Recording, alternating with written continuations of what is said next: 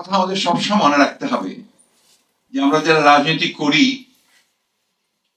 যারা সত্যিকার অর্থেই দেশপ্রেমে উদ্বুদ্ধ হয়ে রাজনীতি করি, আমরা কিন্তু রাজনীতিকে প্রতিষ্ঠিত করবার জন্য রাজনীতি করি, আমরা যেটাতে বিশ্বাস করি। এবং এখানে যে কথাটা আমাদের সবসময় মনে রাখতে হবে যে সময়টা, এই কালটা শুধু বাংলাদেশের জন্য নয়, সমগ্র পৃথিবীর জন্য আমার কাছে মনে হয় একটা নষ্ট সময় এসেছে। এখানে আপনার কোন তত্ত্বতে আপনারা কেউ পৌঁছাতে পারবেন না, সেই তাত্ত্বিক জায়গাগুলোতে নিতে পারবেন না, খুব কঠিন কাজ। এখন শুধু দেশের রাজনীতি আছে, সেখানে ভূ রাজনীতি একটা বড় ফ্যাক্টর পালন হয়ে গেছে। আমরা লড়াই করছি, দীর্ঘদিন ধরে লড়াই করছি। যে কথাটা প্রফেসর দিলরাজ চৌধুরী বলেছেন যে পঞ্চদশ সংশোধনী যেটা হলো আপনার তত্ত্বাবধায়ক সরকারকে বাতিল করে আপনার আবার দলীয় সরকার অধীনে নির্বাচন ব্যবস্থা নিয়ে আসা হলো। আমরা তো প্রচুর আন্দোলন করছি। আমরা দেশনেত্রী বেগম খালেদা জিয়া সেদিনই বলেছিলেন, আমার মনে আছে এখনো, পার্লামেন্টে যখন এটা পাশ করলো তখনই বলেছিলেন যে বাংলাদেশে একটা চিরস্থায়ী বন্দোবস্ত হলো সহিংসতা, অনিশ্চয়তার রাজনীতি। আজকে সেটা প্রমাণিত হয়েছে। আমরা আন্দোলন করেছি, আমাদের দেশনেত্রী অবরুদ্ধ হয়েছেন। উনি সেই সময় প্রশ্ন করছেন যে পারলেন না কেন?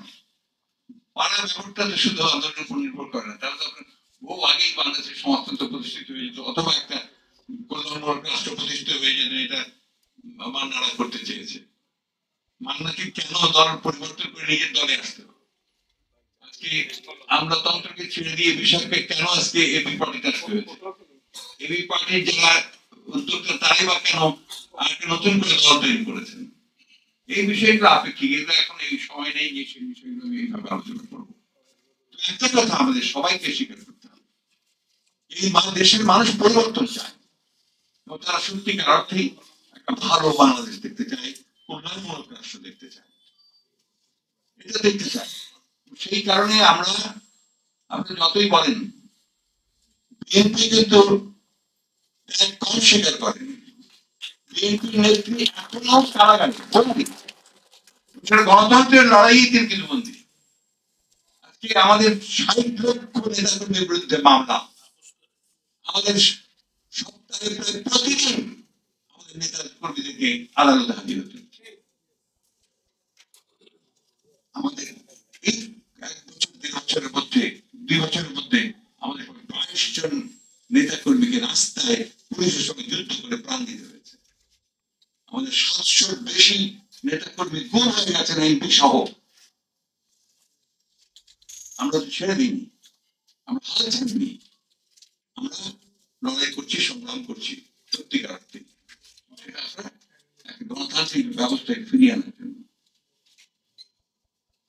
আমি আগে বলেছি যে আসলে আমার বক্তব্যটা আজকে একটু গোছানো হবে না, চতুর্দিকে এত আপনার পণ্ডিত মানুষ, এত দিক এখানে আমি আপনার একটু অবাক হয়েছি যে সেরকম সময় আমাকে হঠাৎ করে এই বই উদ্বোধনের জন্য আমন্ত্রণ জানান কেন?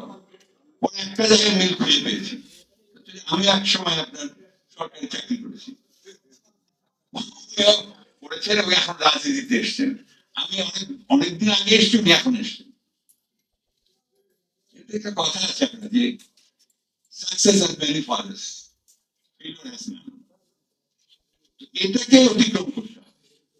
আমরা কিন্তু সেই জন্য কাজ করছি। আপনারা নিশ্চয়ই লক্ষ্য করেছেন আমরা এত প্রতিকূলতা, এত বৈরিক অবস্থা, এত যন্ত্রণা পরেও কিন্তু আমরা চেষ্টা করছি মাথা উঁচু করে দাঁড়ানো।